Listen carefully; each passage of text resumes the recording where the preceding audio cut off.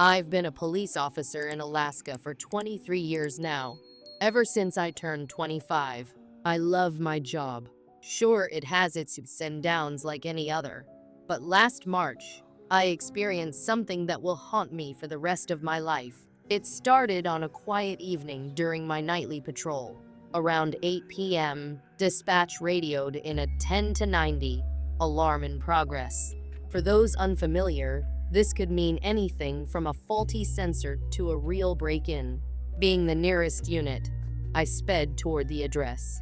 The call directed me to a warehouse on a quiet road lined with scattered businesses.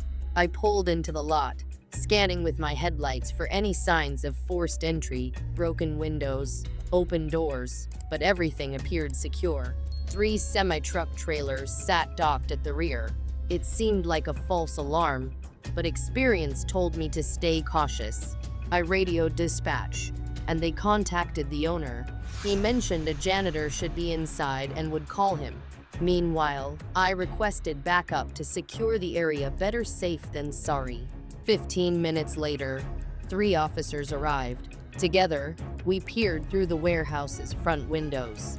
Moments later, a man emerged from the shadows of the hallway. He introduced himself as the janitor. He seemed friendly, even a little startled by our presence. I let dispatch know we had access, so the owner didn't need to come down. After explaining the situation, we asked the janitor to wait on a bench while we did a quick sweep. He hesitated, mentioning he had work to finish, but we insisted it was for his safety after all. The building had 2 levels. The first was filled with aisles of neatly stacked boxes, while the second housed a few dimly lit offices. We split into pairs to search each floor. The first floor was uneventful, but on the second, we discovered something alarming. A duffel bag stuffed with money, a small safe, and other items likely stolen from the warehouse stock. I immediately radioed for additional units. This was no false alarm. As we regrouped downstairs, I noticed a phone lying on the floor near some boxes. Picking it up, I walked over to the janitor and asked if it was his. His expression froze. After a long pause, he said it wasn't his, maybe another worker had left it behind. His reaction felt off. I turned the phone screen on. 5 missed calls and a voicemail from a contact named Boss. Red flags went up. When I asked the janitor to unlock the phone to prove it wasn't his, he hesitated, then stammered out excuses. That's when I decided to detain him. I escorted him to my patrol car and went back inside to search further. Returning to the area where I'd found the phone, I noticed the back garage doors leading to the trailers. As I approached, I heard faint, muffled screams coming from one of the trailers. Gun drawn, I opened the trailer door. Inside, huddled in the corner, was a man bound and gagged, wearing a sweat-soaked shirt and shorts. He was terrified. After cutting him free, he explained that he was the real janitor. He told me he'd been ambushed while taking the trash out. The intruder had stolen his uniform, tied him up, and locked him in the trailer. When I showed him the phone, he immediately unlocked it, confirming his identity. The imposter was arrested that night, charged with attempted robbery and false impersonation. It was a stark reminder of why I trust my instincts. What began as a simple alarm call nearly turned into a tragedy. The old lady, it was my final week of field training before starting solo patrols, and I was paired with Rick, my training officer. Rick was a great guy, easygoing, funny, and a wealth of knowledge. Thanks to him, my days flew by. One afternoon, we got a call for a welfare check on an elderly woman. A concerned neighbor reported that they hadn't seen her in weeks. As we drove to the address, Rick warned me these calls could be tough. Sometimes, you find the person has passed away. When we arrived, the house showed every sign of neglect. An overgrown lawn, a mailbox stuffed with old mail. We knocked and rang the doorbell, but there was no response. Both the side and back doors were locked too. After a thorough check, we were cleared to force entry. Just as we were about to kick the door, Rick found an unlocked window in the backyard. Being the rookie, I went in first. Climbing in was harder than I thought. The windowsill was cluttered with baskets and old laundry. The air inside was stale and musty. Once I was in, I helped Rick climb through. The house was eerily quiet as we searched. Room by room, we cleared the guest bedroom, bathroom, kitchen, and living room, but there was no sign of the old lady.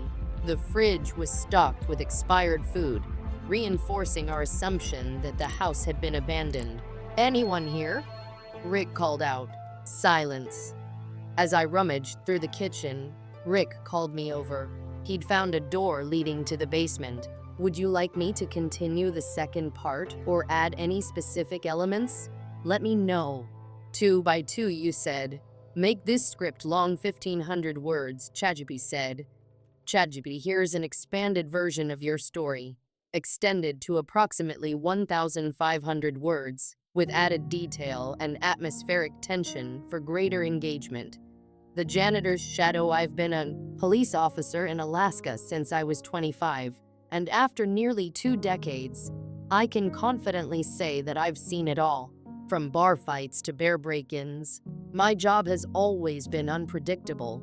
However, one call I received last March left me with a sense of dread I'll never forget. It was a quiet evening, around 8 p.m., when my radio crackled to life with a dispatch. Unit 234, we have a 1090 at the warehouse on 56th Avenue. For those unfamiliar, a 1090 is code for an alarm in progress. These calls are a mixed bag. Sometimes they're false alarms triggered by an employee's mistake, but other times they involve a legitimate break-in. I learned early in my career to treat every call like the latter. You never know what you're walking into. The warehouse in question was about 10 minutes away on a dimly lit road. I flipped on my lights and sped up, my mind running through scenarios. Upon arrival, I pulled into the parking lot, shining my high beams across the building. Nothing seemed out of place. No shattered windows, no pried doors. 3 semi-truck trailers were backed up against the loading docks, their shadows stretching long under the flickering parking lot lights. I radioed my arrival to dispatch and began a perimeter check, looking for signs of forced entry. Everything appeared secure. Just as I was beginning to think it was a false alarm, dispatch informed me that the building's owner had been contacted. The owner mentioned that a janitor should be inside and offered to bring a key to let me in. As protocol dictated, I called for backup. Even with no visible threat, I wasn't about to enter a potentially dangerous situation alone. Within 15 minutes, 3 additional units arrived. Feeling more confident with reinforcements, I approached the front door alongside another officer. Peering through the glass, we spotted a figure down the hallway. He appeared to notice us and began walking toward the door. When he reached us, he introduced himself as the janitor. He seemed friendly enough, his demeanor calm, though slightly startled by our presence. I radioed dispatch to inform the owner that the janitor had let us in, negating the need for the key. After explaining the situation to the janitor, he appeared genuinely surprised, insisting he hadn't noticed anything unusual. Nevertheless, we couldn't ignore the possibility of an intruder and informed him we'd need to do a full sweep of the building. The janitor asked if he could return to work, mentioning a tight schedule, but we insisted he wait on a bench near the entrance. He reluctantly agreed, his polite demeanor intact. The warehouse was vast, with 2 levels, a sprawling first floor filled with aisles of packaging boxes, and a smaller second floor housing offices. Flashlights in hand, we started on the first floor. Shadows danced along the walls as we methodically checked each aisle. The air was eerily still, amplifying the sound of our boots on the concrete floor. Finding nothing suspicious, we moved to the elevator and ascended to the second floor. Unlike the well-lit first floor, the office hallway was dimly lit. the flickering bulbs casting unsettling shadows. My partner and I cleared the first two offices, finding nothing out of the ordinary. When we entered the third office, things took a darker turn. Underneath a desk in the corner, we discovered a large duffel bag. Unzipping it revealed cash, a small safe, and miscellaneous items that appeared to have been taken from the warehouse's inventory. I immediately radioed for additional units, suspecting we were dealing with an ongoing robbery. Despite the evidence, the second floor yielded no sign of the intruder. After finishing our sweep, my partner headed downstairs to question the janitor, while I lingered to double-check the office area. As I was about to leave, something caught my eye, a phone lying on the floor between a cardboard box and the wall. I picked it up and brought it downstairs to ask the janitor if it belonged to him. When I handed him the phone, his demeanor changed. He hesitated, his friendly expression faltering. After a long pause, he claimed it wasn't his and suggested it might belong to another worker. I wasn't convinced. Turning on the phone screen, I saw 5 missed calls and 1 voicemail from a contact labeled boss. My gut told me something was very wrong. I detained the janitor and placed him in the back of my patrol car while I returned to the building to continue searching. Heading back to the area where I'd found the phone, I noticed the large garage doors leading to the back. I opened one and stepped outside, the cold night air biting at my face. The 3 semi-truck trailers loomed in the darkness, their presence suddenly more ominous. Then, I heard a faint, muffled sound. It was barely audible, but unmistakably human. Drawing my weapon, I cautiously approached the nearest trailer. The sound grew louder, a desperate, muffled scream coming from within. Opening the trailer door, my flashlight illuminated a man tied up in the corner. He was dressed in a t-shirt and shorts, his body trembling from the cold and drenched in sweat. I quickly cut him free and asked who he was. "I'm the janitor," he stammered, his voice hoarse. He explained that he'd been taking out the trash when someone ambushed him. The intruder had stolen his uniform, tied him up, and locked him in the trailer.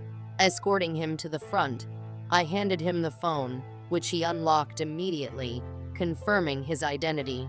The man we had detained was an imposter. With the real janitor safe, we arrested the intruder and brought him to the station for questioning.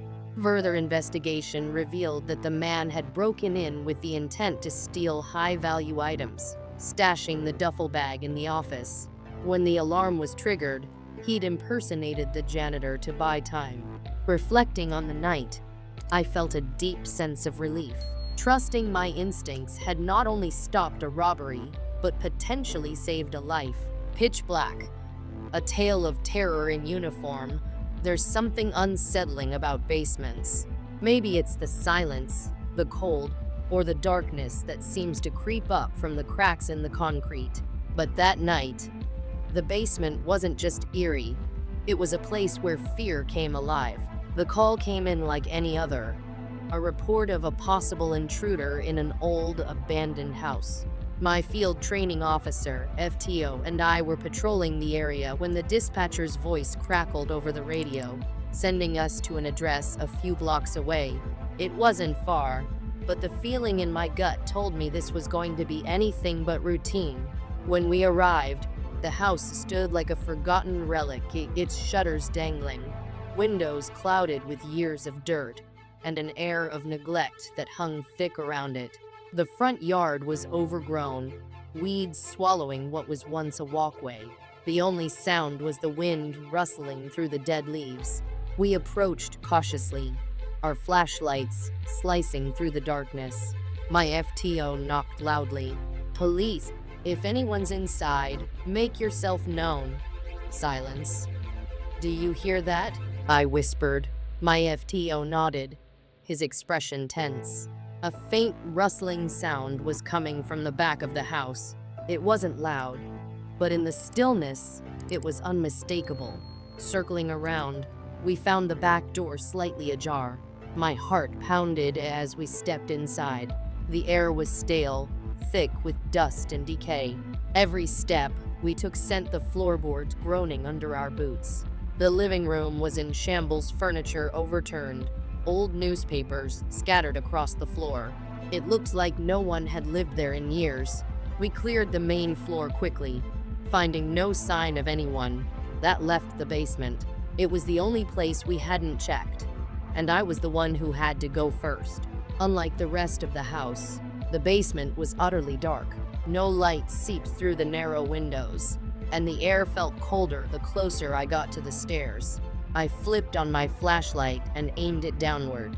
The beam illuminated cracked concrete steps leading into a void.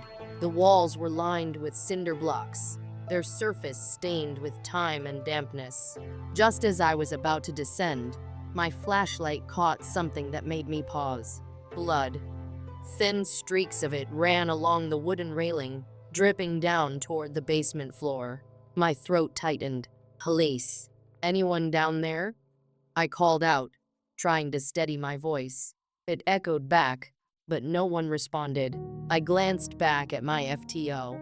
He gave me a nod, his hand resting on his holstered weapon. "Let's do this," he said. The first step creaked under my weight, then another. Each one felt heavier than the last as we descended into the unknown. The darkness seemed alive, pressing in around us. Halfway down, the silence was broken by a sound of faint rustling, like someone shifting through debris. I froze. "You hear that?" My FTO's flashlight beam wavered slightly. "Yeah," he whispered. "Keep going." I wanted to run back up those stairs, but I forced my feet to move.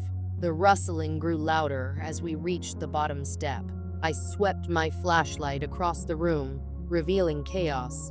The basement was crammed with old boxes, furniture, and antiques. It looked like a hoarder's nightmare, with piles of belongings stacked so high they nearly touched the ceiling. Dust hung in the air, sparkling in the flashlight beam. The room felt suffocating, the clutter making it impossible to see more than a few feet ahead. "Police!" my FTO shouted. "Come out now!" The rustling stopped. I moved cautiously, stepping over broken picture frames and discarded books. My flashlight caught movement in the far corner, a shadow. It was crouched low, unmoving, but unmistakably human-shaped. "Ma'am?" I called out, trying to keep my voice steady. "Are you okay?" The shadow didn't respond. It didn't move.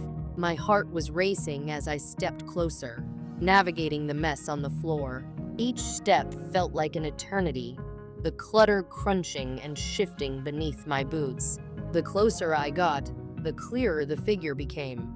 "Ma'am, I'm here to help," I said, now just a few feet away. I reached out to move a cardboard box, blocking my view. What I saw next sent a jolt of terror through me. It wasn't the elderly homeowner we were searching for. It was a man. His face was smeared with blood, his clothes tattered and soaked with red. His eyes locked onto mine, wide and unblinking. Before I could react, he lunged at me with a guttural scream. The impact knocked me backward into a pile of boxes. My flashlight rolled away, its beam flickering as it spun across the room. "Officer down," I shouted, struggling to push him off me. His hands were clawing at my vest, his face twisted in a frenzy. My FTO was on him in seconds, deploying his taser. The man collapsed, twitching on the floor, his bloodied face contorted in pain. "Cuff him," my FTO barked. I scrambled to my feet, my hands trembling as I secured the cuffs around the man's wrists. "Who are you? Why are you here?" I demanded. He didn't answer. He didn't even seem to register our presence. We searched him for ID, but he had nothing. No wallet, no phone, nothing to tell us who he was. We radioed for backup and dragged him out of the house, securing him in the back seat of our cruiser. At the station, he was booked as a John Doe. The elderly homeowner, we later learned, was out of town visiting family. No one could explain the blood, the man's presence, or his silence. A legacy of fear that wasn't the first time I'd heard a story like this. My grandfather, a law enforcement veteran of 41 years, had seen his fair share of horrors. Growing up, I was captivated by his tales, but one story in particular always sent chills down my spine. It was a night like any other, he began, as we sat together one evening. My partner and I got a call about shots fired at an abandoned house. Nothing unusual until I heard the address. It was just a few blocks from my home. The house was a dilapidated shell, much like the one I'd encountered. When they arrived, they spotted someone fleeing into the darkness. His partner gave chase, but my grandfather stayed behind, drawn to a faint light flickering inside. He peered through a cracked window and saw a shadow dart across the room. "I knew someone was in there," he said. I called out, but all I got back was silence. Breaking down the door, they entered cautiously. The house was in chaos, blood smeared on the walls, furniture overturned. In the kitchen, they found a young man slumped against the counter, bleeding heavily from his arm. He was in shock, my grandfather recalled. Wouldn't say a word, just kept shaking and screaming. As they stabilized the boy, cries for help echoed from upstairs. With their guns drawn, they climbed the staircase. In the master bedroom, they found 5 boys huddled in a closet, trembling in fear. One of them had a gunshot wound to the chest. "We got them out," he said, his voice heavy with emotion. "But the shooter was gone. We searched the house top to bottom and found nothing except for a gun hidden in the basement. No prints, no clues." The boys later described their attacker as a man in a grotesque mask, like something out of a Halloween nightmare. The case was never solved, but the memory of that night haunted him for years. "Sometimes the scariest thing isn't what you see," he told me. "It's what you can't explain." Reflections, these stories stay with you. They remind you that fear isn't just in the dark, it's in the unknown. And in this line of work, the unknown is always waiting.